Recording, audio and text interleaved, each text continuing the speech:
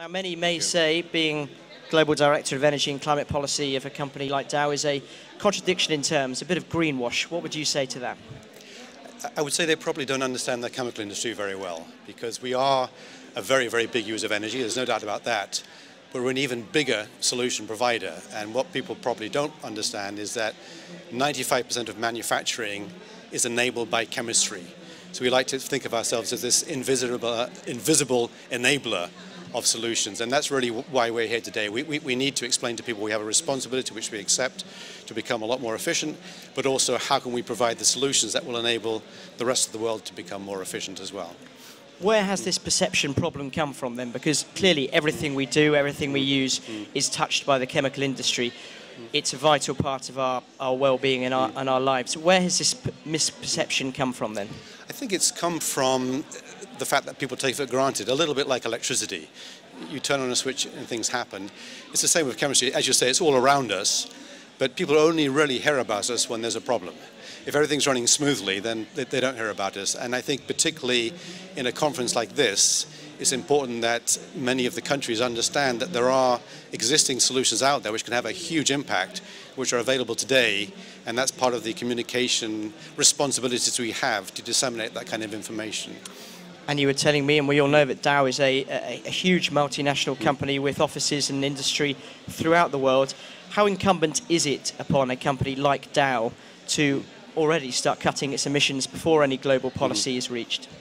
I think it's very incumbent, and in fact we have, and you'll see that from our website, reduced significantly in the last couple of decades. The whole industry has done. In the European Union, where I'm based, the chemical industry has reduced its intensity by more than 50%. But we are here also to explain what we can do on both sides of the equation. We have to get our own efficiency improve, which we will do and have committed to do. And that's one of the reasons we're here as a delegation of the ICCA, which is the global chemical industry, because amongst all the large multinationals, we have a fairly similar commitment to A, reduce our own emissions, but B, also help people down the value chain reduce their emissions. And that's one of the major reasons we are here today. So is regulation the key driving force for multinationals in cutting their emissions? I think regulation is part of the answer, market mechanisms is part of the answer, standards is part of the answer. We basically need all the policy tools, but the most important thing is we need them globally, because this is a global issue, and because we recognize this is somewhat of an idealistic, rather slow-moving process, what we're trying to do from a business standpoint is be much more pragmatic and focus on a couple of areas where we know we can have a big influence. And one is really on the consumption emissions. How do we reduce consumption emissions, which are the fastest growing and the dominant emissions in the world today? And how do we make sure the operational efficiency we've achieved in our own plants, whether that's in the US or Europe, that those same kinds of operational efficiencies are possible for production plants around the world. And we do that by working with international organizations like the International Energy Agency.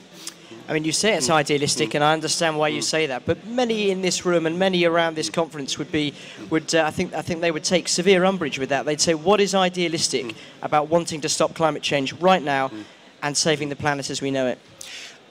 My answer would be, we want to focus on things that work now and work effectively.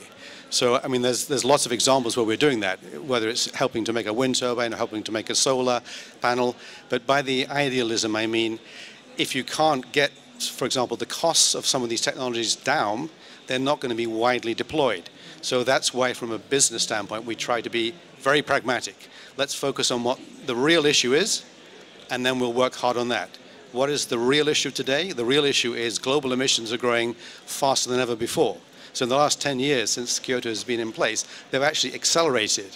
Why? Because we're not tackling the issue globally with available technology today all around the world. The fastest, cheapest, simplest emissions occur when you're building new plant. Where's most of that new plant being built? In the developing countries. Where are most of the new buildings going up? In the developing countries. So it really is very important that we use the most energy efficient and greenhouse efficient options in those countries. And that's really what we're trying to do as a global chemical industry, is get those messages across in terms of the kinds of savings that are possible. Let me give you just one example to illustrate what I mean. Styrofoam is a well-known brand of insulation. It emits 1 unit, so 1 unit of greenhouse gases in its production, but during its lifetime use, it saves more than 200 units. So when you have a life cycle approach to this. Now, if you apply that globally, which is what we've done through ICCA, the global chemical industry, we've calculated that the lifetime use savings from that insulation represents 2,400 million tons of CO2. That is more than half the total CO2 emissions from the European Union. So it's a huge number. So this is what we mean by the communication process. If we can communicate effectively and globally of the value of insulation, and there's many, many more examples, then we really can start to make a pragmatic difference, not an idealistic difference. So we absolutely are committed to making progress here, but let's be pragmatic, because that's progress.